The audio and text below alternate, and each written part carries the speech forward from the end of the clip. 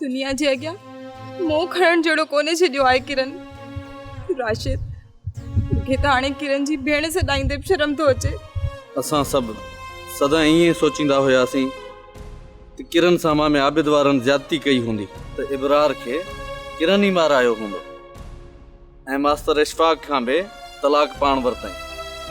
इरम, किरण ॾिसण में त एतिरी ज़ालिम कोन हुई जेतिरी अंदर जी पलीत निकिरी पई।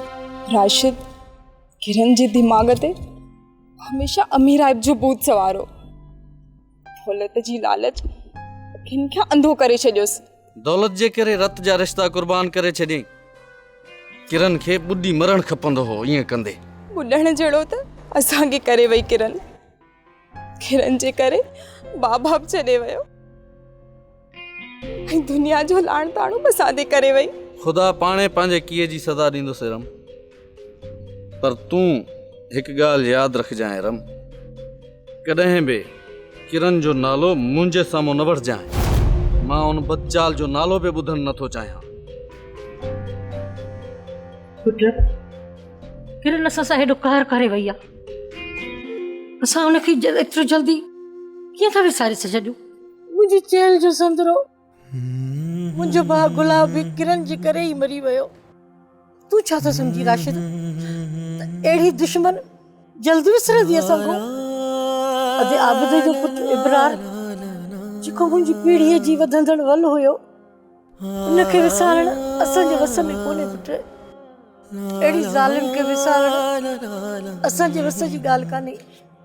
अंदर सफ़ा झुरी पियो आहे ऐं लॼ असांजी सफ़ा लीणू लीणू करे वई आहे। अमा, रोई छो थी? जेको थियो उनखे विसारण जी कोशिश कर। इबरार जो जवानी में मरण, अधे गुलाब जो मौत ऐं माजिद जी यादि थी अचे पुटु।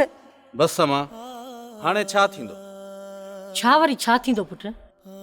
किरण लाइ रोज़ हथ खणी ऐं झोली खणी उन जे लाइ अहिड़ियूं दुआऊं घुरंदसि त जीअं असांखे रत जा ॻोढ़ा रोआरिया अथई ऐं असांखे बर्बाद करे वई आहे, तीअं अलाह कंदो पाण बि सॼी उमिरि ईअं रोईंदी रहंदी। पर सर, ही त मरी वेंदो। जे ही मरी वियो त रिपोर्ट में इहो लिखी छॾिजो त राति हिन थाणे खां भॼण जी कोशिश कई ऐं मुक़ाबले में पुलिस जे गोलियुनि जो खाज बणिजी वियो।